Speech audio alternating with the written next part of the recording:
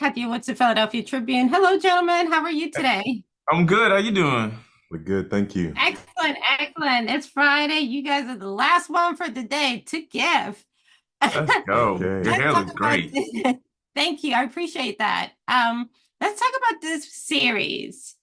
I feel like this series is coming at a time where we need to course correct because we have some folks out here being very loosey-goosey with Ooh. history. Talk about that because I feel like one of the strengths of this series is you're bringing humanity to these two very iconic men. Let's start with you, Aaron. I love that it's within the quiet moments we see some doubt from Malcolm, some worry because he's always, so portrayed like together, fearless, running into the building first. But, he's human and especially his beginnings. Talk about how you prepared for that aspect to show that these decisions did not come easily. Oh, I have a lot of things I want to say to that really beautiful question. I think the first thing I'm going to say before I forget is Malcolm was all of those things. He was the first to run into the building. He was fearless. He was, as strong and stronger than we know him. And I think for me, what gave me an even deeper reverence for him is understanding his humanity and understanding that despite his humanity, despite him only being human, he still had all of those wonderful qualities. And in regards to just preparing for it, um, extensive research, and that manifested itself in a number of different ways. Reading his autobiography, watching documentaries, particularly the one that was guided by and helmed by Dr. Betty Shabazz, watching footage of him doing speeches, interviews, panels, going to New York, going to Harlem, spending time around where what was formerly Temple Number 7, going to Washington Heights, going to what was formerly the Audubon. Of course, areas change and things develop and progress, but what is always, I think, tangible is the essence and the energy of an area, and the residual of what has come before. So there were many, many aspects in the preparation for it, and just being guided as well. There's a certain amount of research you can do, but at a certain point, you need to trust and walk in faith and be guided spiritually by it, the experience. At least that's how I feel, and I think we share that sentiment. Um, and I used to have a thing where I would sort of I would know when I needed to do another take. And it wasn't necessarily because anybody said you need to do another take. It was just an unspoken feeling, and I was just guided by that. That's the walking in faith that I'm referring to. Alvin, you're probably one of the youngest people to play Dr. King in terms of like age appropriateness. Because I think because we've had so many older actors play him, we forget he did a lot of the stuff before he was 30. Talk about that, reminding folks that in essence, like you don't need to be super, of a mature age and have your whole life figured out and all of that in order to be the change that you want to see. Talk about that aspect, showing that, he did this at a time where he was also still trying to figure out life, like his career and so forth. Oh my God, that's the point I've been trying to make so many times. This press tour, I was like, we both are so young, and we both are trying to, one of the interesting things about doing it, and one of the things that scared me the most was my impression of that he was this older guy, that he had more years than me, he had more life experiences than me. When, like you said, majority of it happened before he was 30. I mean, we're talking about the Montgomery bus boycott. That's around 24. At 24, I don't know what I was doing. So to take it and kind of put it back in context in relation to, well, it's really a coming of age story in a lot of ways. Dr. King is still trying to figure out who am I outside of my dad's identity. He's already renamed me and told me I had a purpose and a calling, but at the same time, he wants me to work at Ebenezer under him as a assistant pastor or as co-pastor. And at the same time, it's like, well, is that my calling? Is that my purpose? What is that for me? What am I supposed to do? Is that best for my wife? I also just got married around like 21. I have my first child around 22. I have a family to provide for. Coretta's wondering, what are we going to do? You're a pastor of a church. That doesn't necessarily bring in the bread. So how do we live? How do we survive?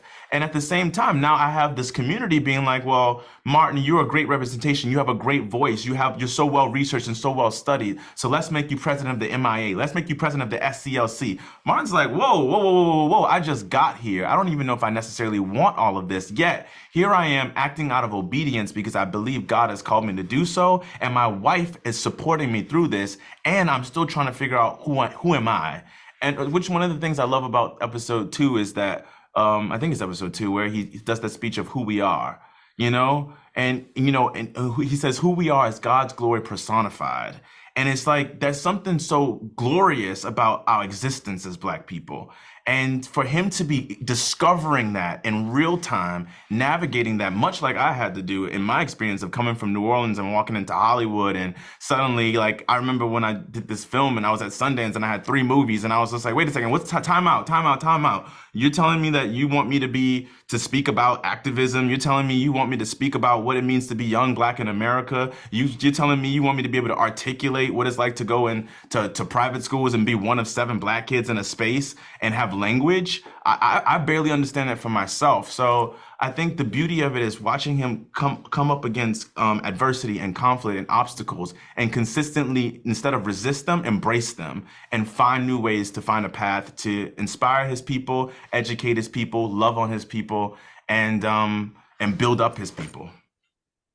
Totally agree. I mean, I think, again, congratulations to both of you who are, immensely talented. But I think we're seeing not only something new and something important to remind us of who we are, not just as people, but as Black people, unapologetically strong, not monolithic, just great. And I think we need to be reminded of that now more than ever, when the world is consistently telling us we didn't exist in the past, we're not existing in the present, and God forbid they don't want us to be in the future. So congratulations to both of you for this beautiful piece of work. And again, much success to you and many more blessings. Kathy Woods with the Philadelphia Tribune. Oh, I really enjoyed this series. Love this for both of you.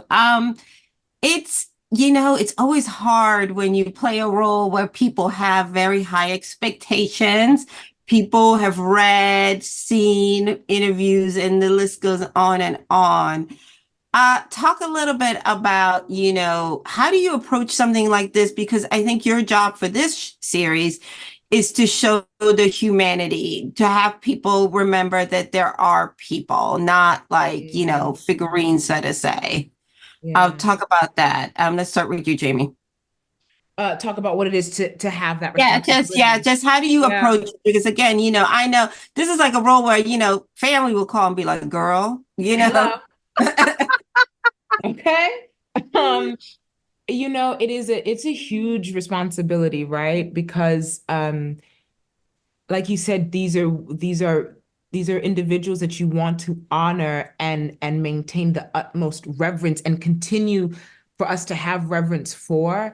And sometimes in the beginning process, that feels like that's competing with telling the full complexities of them, right? Mm. And as I began to embody Dr. Shabazz, I began to understand, no, to really and truly honor her, I have to tell the full truth about her. And so that comes with the doubts and the insecurities and the questions and wrestling with her faith and the challenges with her husband and all of that. And by doing that, that's not taking away anything, but that's really giving her more power, right? More of a voice, because she's no longer relegated to this one dimension. We get to experience her as someone that we feel that we know. Yeah. And that's a privilege in and of itself, to be trusted to do that. But yeah, it comes with anxiety and fear and excitement. And can I rise to the occasion? And am I actually the one that can do that? And all of that. Yeah. Also, Baruch, I gotta say, I love the fact that, we see Miss King with arms out and as a young woman, because again, the way the public always makes it like she was in this glass box, you know? Right. She didn't live a little bit. Like she was just there, an extension of Dr. King. And I loved that you gave her some spunk. I was like, this is like we didn't Yes. know that she had, she had things and she had a whole aspiration to be this opera singer. Yes. Talk about that too, because again, we see these women as, women during that decade. Some of these men like to say they were just these cute little things that were whatever the men wanted to do. And you gave these women agencies and voice, and just to know, like, just because we were messy in public doesn't mean that I wasn't like, sir, we not about to do that, Talk about that. Because I think it's important too. It's funny because it's like, we see these great men, and for some reason I think the general consensus is like these women, like you said, were just kept in a box. But these men could not have been great without these women. Yeah. And in order to have a great man, you need a great woman. It's Yeah. just point blank, period. Yeah. Because again, we know that at home they would have get an earful. You're not just going to do anything you want. And we know that these women had their own agency. They had their own lives. They had their own dreams. And so they were not pushovers, not at all. No. And I really enjoy and honor the fact that, this show allows us to see them as the multidimensional people they were, as women, as mothers, as people who have career dreams, desires, the softness, the strength. And I enjoyed it. I enjoyed giving her, because I imagined myself as her. And, I would have the spark. I would have the sauce, We see pictures of them. They slayed. Yes. And you could see their personalities, even in the black and white pictures. You could sense it. So I revel in the honor to be entrusted to give a bit of life in my interpretation, my understanding of her, just to offer my opinion of what I think she was like. And she was that girl, I would say, for Coretta and Betty. Very Sue. much so. And also, can we talk about the beautiful lighting? Because both, melanin was popping off the screen. Because sometimes we know that our we know we're beautiful, but we come across as a little gray. You know what I mean? It's ashy, but you like the lotion wasn't talked about. I love and both of your shots, especially you, Jamie, like when you are answering the phone and Aaron asks you to marry him, and the tight shot. And we, I was like, oh, come through, lighting director. Yes. All that, how pleasing is that? Because again, with Reggie and Gina, number one, that they really, really care. They don't do messy. We're not about to have some TMZ version. Right. To work on a production where you have two creatives who really care and are going to make sure these things that may seem small are going to be done correctly and beautifully. How much does that help you as an actor? Because we heard the horror stories from hair, makeup, you listed lighting, the list goes on and on, that you not only get the support in terms of like the material, but also the aesthetics to embody the full character. Let's start with you first. I would say, you said I would. No, either one of you. Go ahead, please. Oh, my bad. Go ahead. No, go. No, it's a weight off our shoulders, right? It's always such a task when we have to show up to set and feel like we have to do other people's jobs as well as our own. Do your own hair. And so to have the opportunity where we can show up on set and there really is a sense of collaboration, but collaboration because everybody has done their job to the fullest. Yes. And so you can feel safe enough to know that we're taken care of, right? Nothing is getting exploited. Nothing is being half done. Yes. That every attention to detail is being carefully looked over. And so when that's everyone else's responsibility, all that we're left to do is just to honor these women and these men. Yes. I don't have to think about what is the light? Is this going to be distracting to the viewer because the light, that ain't my job. It never was, it's never meant to be. And also when everybody else, everybody on this show was so amazing, right? All the research from every department. Even I would talk with some of the lighting guys, honestly, and how they lit the shots. And you could tell that everybody knew that they were tasked with something great and that everybody wanted to be of service and to revere these stories. And that just made it even more inspiring to show up. Absolutely. I 100% agree. I so love this for the both of you. And we need it. I was saying to Gina and Reggie, because the world a little crazy right now, just a little bit. We did being real interesting with the rewriting of history. So we need to course correct. And you all are helping be like, no, things were not as peachy keen as y'all like to pretend they were.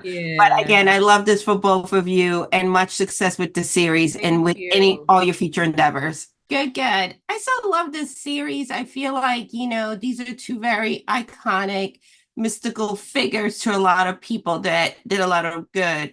I'll talk about the approach of showing us the early beginnings and showing us a lot of the foundation that turned out to build their characters and a direction in their lives. Let's start with you, Gina. We are really our mandate for ourselves was to take these icons off of the t-shirts, off of the pedestal, and make them real and tangible.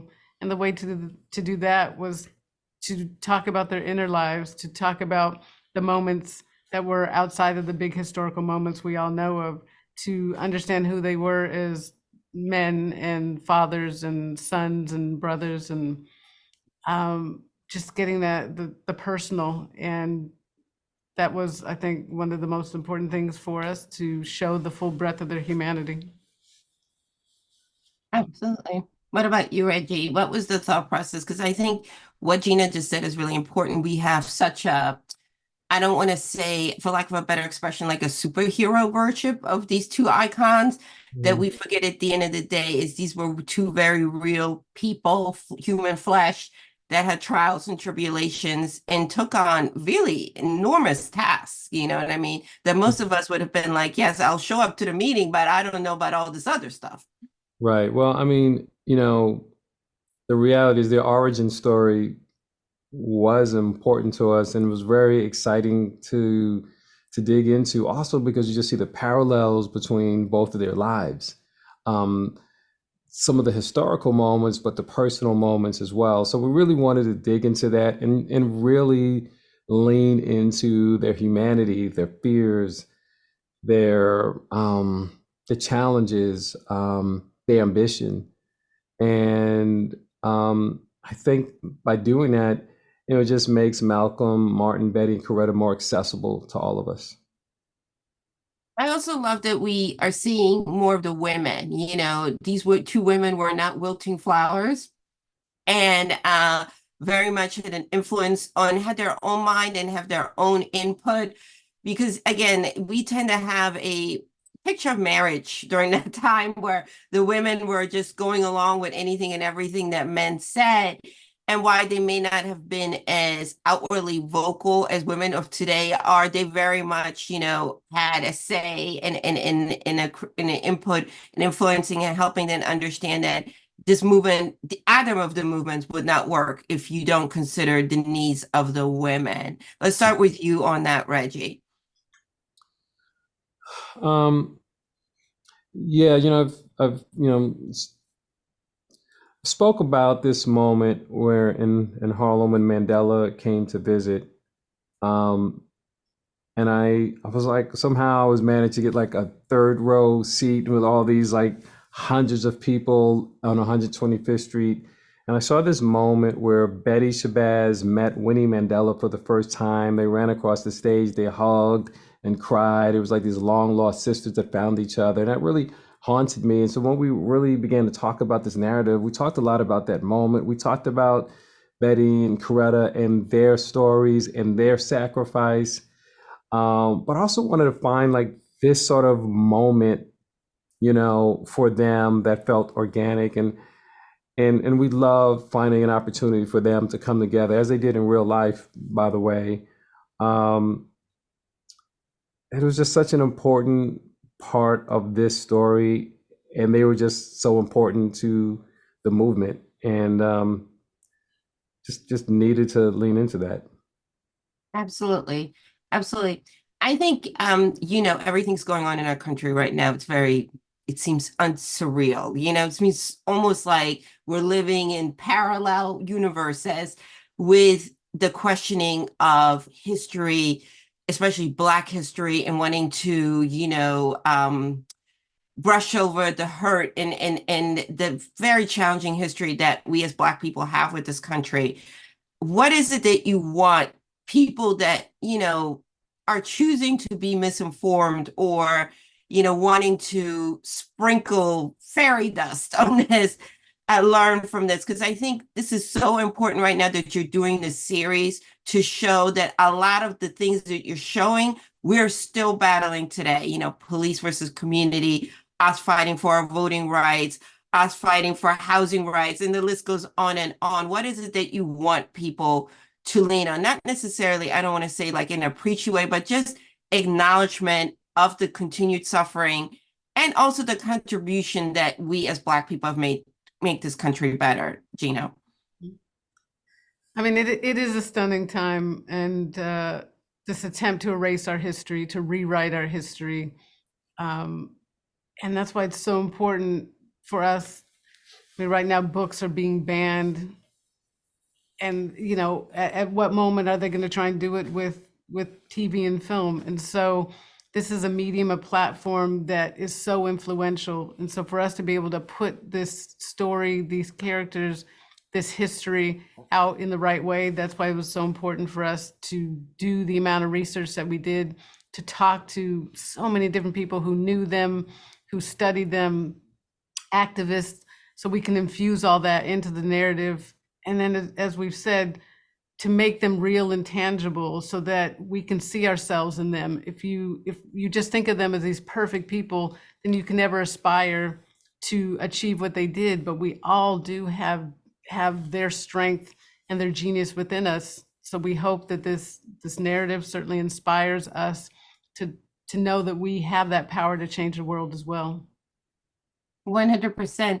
I would be remiss if we didn't speak about your two leads. I mean, these are two very dynamic and strong actors, in Aaron and in Calvin. What is it that you saw in them? I mean, obviously we know they're talented, but again, they're taking on these roles from young men to mature men, and they're both still young men themselves. How did you help them take on this, and then on top of it, you're playing these very iconic characters that some people knew that are still very much alive. So how did you help them prepare for this opportunity, Reggie? I think, one thing in particular was really exciting to us is their youthfulness. I mean, Dr. King was 26 years old when he led the Montgomery bus boycott. And we didn't want to cast actors that were so much older than the younger versions of themselves, which felt like a fresh approach. So we love the age of Aaron and Kelvin. We also love the vulnerability that we thought they would bring to these characters, and their passion for playing these characters, and their courage to take them on. And so we were just so happy with their performances. We're so happy that they weren't imitating anyone else. They found their own truth and their own connection with Malcolm and Martin. And I think it really resonates. And we call it really the Big Four, because it is Aaron and Kelvin, but also Jamie and Barucci, who play Betty and Coretta. And they approached it in the same way, with incredible courage and consciousness and passion to tell the story, to embody these women who are so often thought of as sidekicks or accessories, and not understanding how important they were to the movement itself, not just to the men, but the movement. And that was important to them, and why they came aboard, because they wanted to be a part of telling that story, to amplify these incredible women. Absolutely. Well, you two, as always, do great work for the community. And I think, this is the balm that we need during this, very interesting election cycle and everything, and also to remind us the greatness that is us as Black people. You know, when we put our minds to anything, we can achieve beyond wondrous things. So thank you so much for your time, and thank you so much for this gift.